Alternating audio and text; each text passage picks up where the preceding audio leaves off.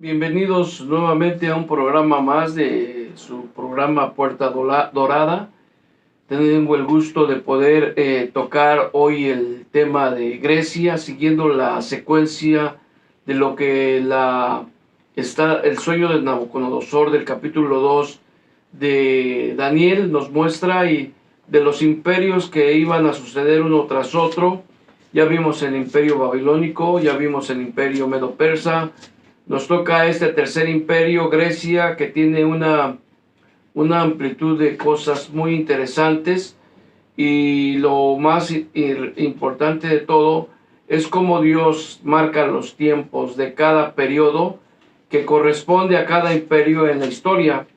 A veces en la historia secular aprendemos un poco de esto, ya como cristianos, ver que Grecia aparece en la profecía bíblica, aparece de una manera en la cual tenemos mucho que aprender de Dios sobre todo, y de saber que al tocar esto es para poder tener un panorama de lo que va aconteciendo, o de lo que aconteció, de lo que va aconteciendo y de lo que acontecerá en el futuro. Sabemos que vamos a tocar el cuarto imperio, que es Roma, y de ese imperio vamos a ver que vamos a tocar también los pies de en parte hierro y en parte barro, que es el gobierno mundial, preparando el escenario a ese personaje que se hará manifiesto en el mundo, el cual traerá una paz superflua, una paz ficticia, una paz mentirosa. Hoy todos buscan la paz, quieren la paz. Yo quiero decirte que solo en Cristo está la paz, la verdadera paz, y el verdadero tratado de paz está en la obra que Jesús manifestó, hizo, realizó en el Calvario con su muerte y su resurrección, y saber que su sangre fue derramada para el perdón de nuestros pecados. Pero bien, vamos a ver este imperio que tiene muchas cosas muy interesantes. No vamos a profundizar, lo queremos dar en una pequeña cápsula a vuelo de pájaro, pero las cosas más sobresalientes e interesantes de este imperio, que tenemos que verlo desde la perspectiva bíblica, y de considerar que Dios siempre, o Dios ha tenido todo sostenido con el poder de su palabra. No me canso de repetirlo, no me canso de hablarlo, de que Dios tiene el control de todos los eventos que se dieron, que se están dando y que se darán en todo lo que corresponde a los gobiernos mundiales. Y en cuanto a la iglesia, en cuanto a su rol, qué rol debe tomar la iglesia, cuál es lo que sigue. Debemos considerar que después de esta pandemia, y todavía no salimos de esto, debemos de ver qué es el rol de cada uno de los cristianos, el rol de la iglesia, qué actitud debo tomar, cuál será mi manera de considerar hoy el evangelio. Para muchos se han debilitado, pero yo sé que el Espíritu Santo, Dios Espíritu Santo, fortalecerá y bendecirá sus vidas para que sigan hacia adelante. También esto ha definido a muchos que solo aparentaban, y que a través de esto pues fueron sacudidos. Pero lo más importante es que usted, yo y aquellos que tememos a Dios mantenemos la bandera en lo alto de que Jesucristo vive y reina, y que vendrá pronto. Grecia, vamos a verlo. Es el abdomen y los muslos, como lo describe en la interpretación del sueño Daniel. Y en Daniel 2:39, ya hablando del tercer reino, dice: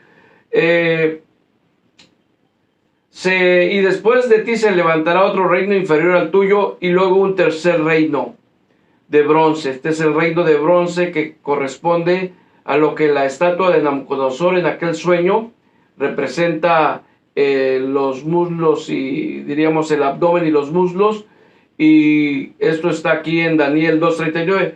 El profeta Daniel es muy claro, creo que dentro de lo que es la profecía bíblica es muy claro la interpretación, y sobre todo en ese tiempo, de ver que a través de la historia esto se dio, tanto en la historia secular, la que enseñan en las escuelas, se puede ver un poco, pero cuando profundizas en todo esto, te vas a dar cuenta de cuán maravillosa es la sabiduría de Dios y cómo Dios nos revela las cosas en su tiempo, en su momento, para que Él sea glorificado. Entonces dice, después de ti se levantará otro reino inferior al tuyo, y luego un tercer reino de bronce, el cual dominará sobre toda la tierra. Fueron imperios que dominaron en su tiempo la tierra, o diríamos en la antigüedad dominaron todos aquellos espacios de territorio que iban conquistando, que iban poseyendo, tomando ciudades, tomando reinos, tomando imperios, de tal manera que cuando vemos el imperio griego,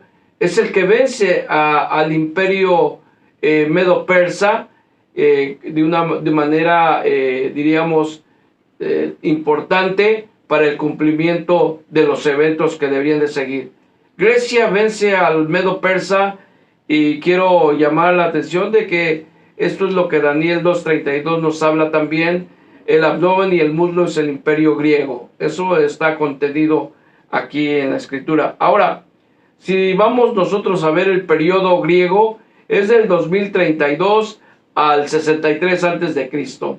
Eso es lo que fue el periodo que correspondió al imperio griego y su dominio, y vemos que hay un personaje muy importante que llevó, diríamos, el que llevó el liderazgo para que este imperio griego creciera y desarrollara todo lo que tenía que hacer. ¿Quién es? Alejandro el Magno, Alejandro el Magnífico, quien con la capacidad que tenía y en su juventud pudo lograr vencer al imperio medo-persa. Pudo vencer a aquellos que tenían sus ejércitos muy numerosos. Una de las características del imperio medo-persa que antecedió al griego es que ellos eran, a través de ejércitos muy numerosos, conquistaban diríamos, los reinos. Ese imperio medo-persa era, su lucha era a través de la aglomeración de ejército.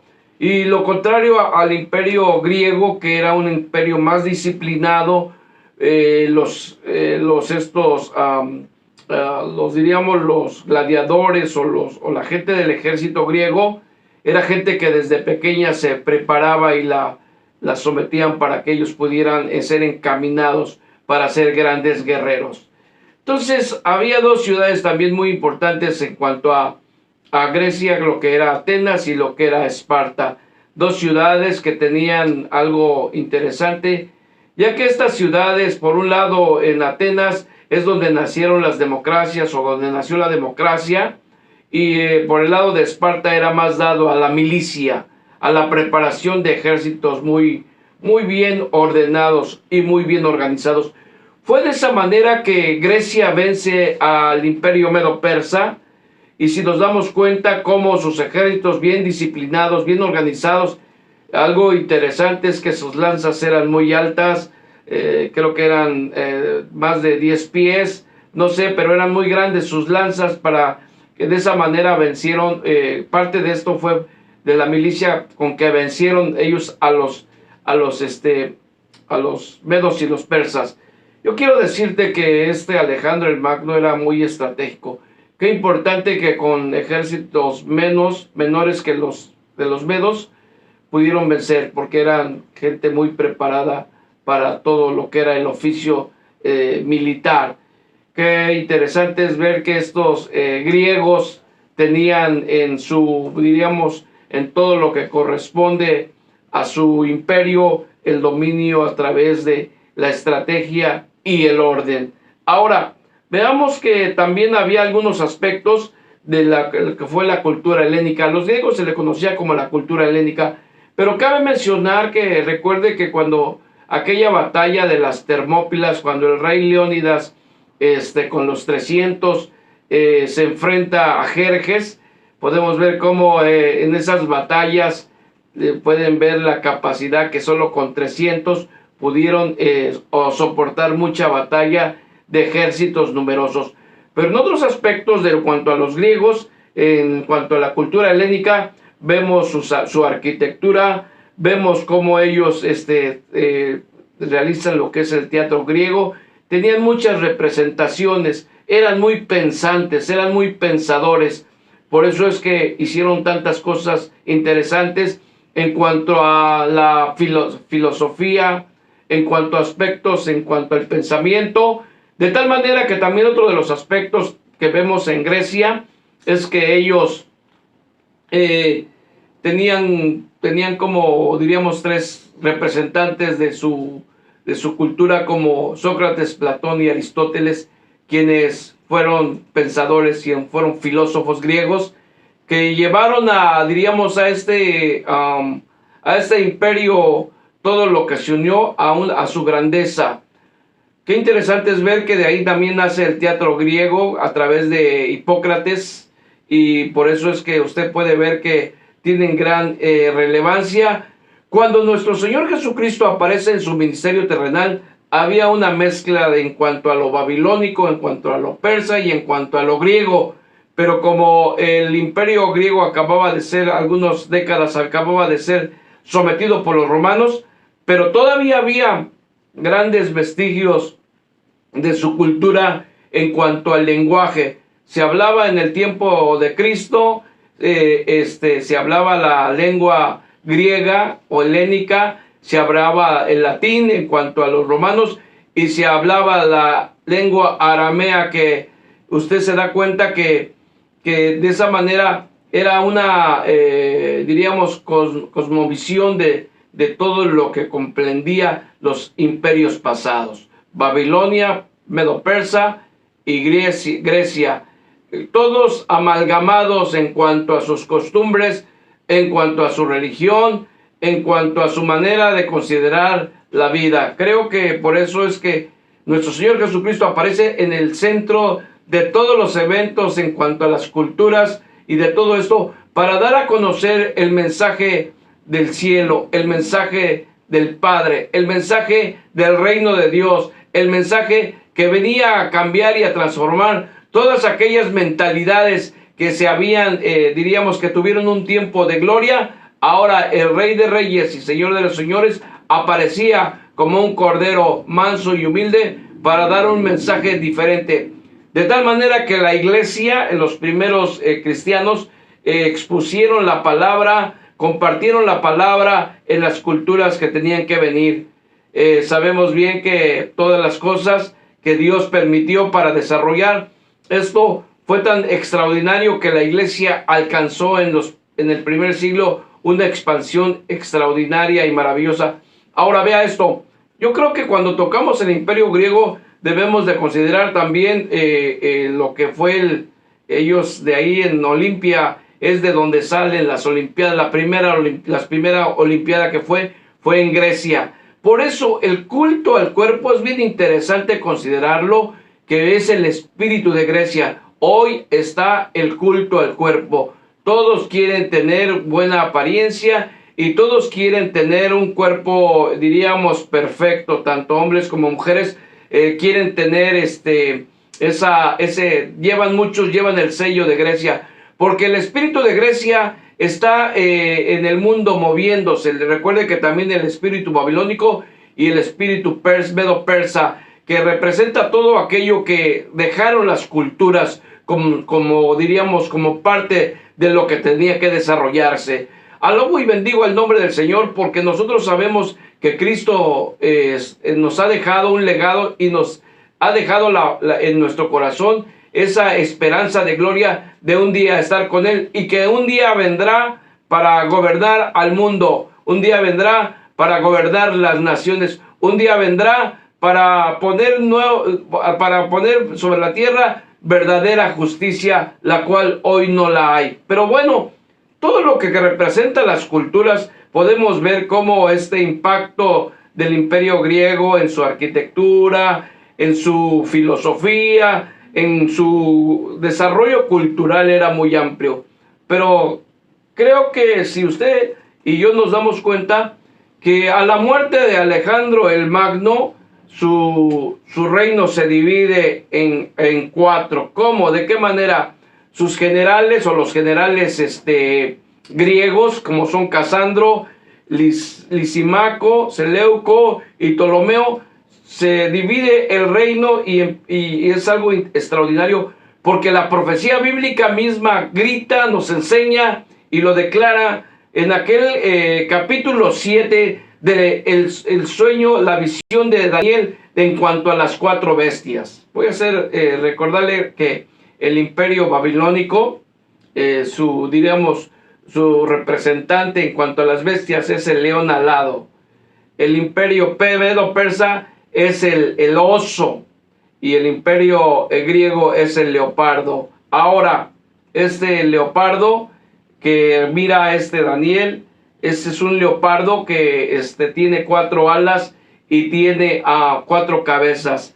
Las alas que es ejércitos muy rápidos, y obviamente el leopardo es uno de los animales más rápidos. Este es el símbolo bíblicamente hablando, de lo que es el imperio griego.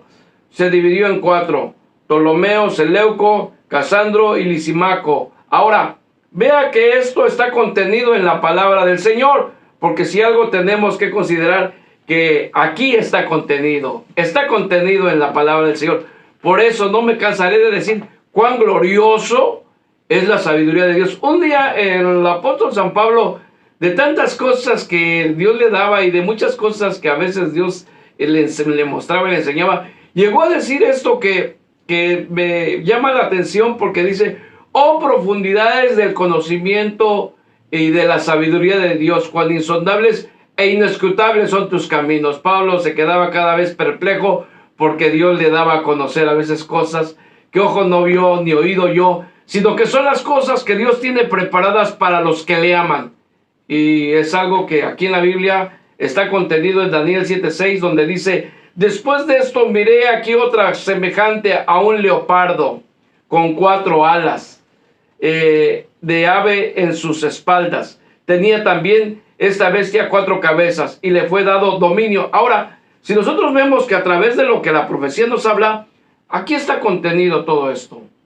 El capítulo 2, la visión de Nabucodonosor, la interpretación de Daniel, y luego vemos la visión de Daniel en el capítulo 7, nosotros tenemos ya, diríamos, un bagaje para tener un panorama y una perspectiva de lo que vamos a ir viendo paso a paso. Esto tenemos que irlo aprendiendo paso a paso, leyendo, escudriñando la palabra. Aquí en la palabra está contenido muchas cosas que tenemos que aprender a desarrollar. La historia obviamente de Grecia no está contenida aquí. Tenemos que buscar información y algunas cosas para tener un panorama más fuerte en todo esto. Ahora vea esto: Dios le ha dado a la iglesia, le ha dado espíritu de sabiduría y de revelación en el conocimiento de lo que es su voluntad. Y para mí es un privilegio el poder traer esta realidad del imperio griego, el imperio que Alejandro el Magno lo llevó a cabo, y a través de todo lo que era la estrategia militar, el orden, pudo vencer a un ejército más numeroso que ellos, a los medos y los persas, al imperio medo. Ahora, quiero que vea, recapitulando un poco de lo que hemos visto, y voy terminando, que esa estatua en el capítulo 2 del sueño de Nabucodonosor, ya miramos nosotros, la cabeza de oro que es Babilonia, o que fue Babilonia. El brazo y el pecho, el imperio medo-persa, de lo que fue el imperio medo-persa. El abdomen que hoy estamos viendo y los muslos, el imperio griego. Vamos a ir paso a paso, y si usted no ha todavía visto lo que hemos desarrollado en cuanto a los temas anteriores, le recomiendo que pueda usted aprender. Hay aspectos que podríamos decir que quizás no los vean correctamente, pero es importante nosotros darlos para que la exposición de la palabra, aquellos que agarren lo bueno y desechen lo malo, si hay algo malo en eso. Pero yo creo que todo lo que es la historia es algo interesante, sobre todo con las bases bíblicas que nos llevan a glorificar a Dios en su inmensa sabiduría, infinita sabiduría. Y entonces, lo que viene el próximo exposición serán las piernas, que es el imperio romano, las piernas de hierro, el imperio romano, vamos a tocar. y los pies de ese imperio romano, diríamos, de esa, de esa estatua, es el último gobierno que vamos a estar viendo de lo que es la escatología en el tiempo final. Qué importante, estamos en el mundo, no somos del mundo. Jesús le rogó al Padre, no te pido que los quites del mundo, sino que los guardes del mal. Dios nos guarda y nos libra de todo mal. Confiando en Dios, creyendo en Dios, manteniéndonos firmes, buscando su rostro y peleando la buena batalla de la fe, es como nosotros vamos a dar gloria a Dios en todo lo que hagamos. Me despido de ustedes. Yo soy el pastor Luis Alguera y recuerde que es la programación de Puerta Dorada, y he tenido un gusto y un privilegio el día de hoy de poderme dirigir a usted. Escríbanos, denos un like, suscríbase, porque estaremos tocando temas muy interesantes, sobre todo en cuanto al conocimiento de la palabra de Dios. Esta programación también la estamos llevando en otros temas, simultánea con Palabra de Vida. Y creo que el tema que vamos a tocar en Palabra de Vida va a ser lo que son las fiestas judías. Vamos a terminar también de exponer estas verdades, estas realidades que glorifican el nombre de nuestro Padre Celestial, en el nombre de Jesús. Amén y amén. Que Dios los bendiga y hasta la próxima.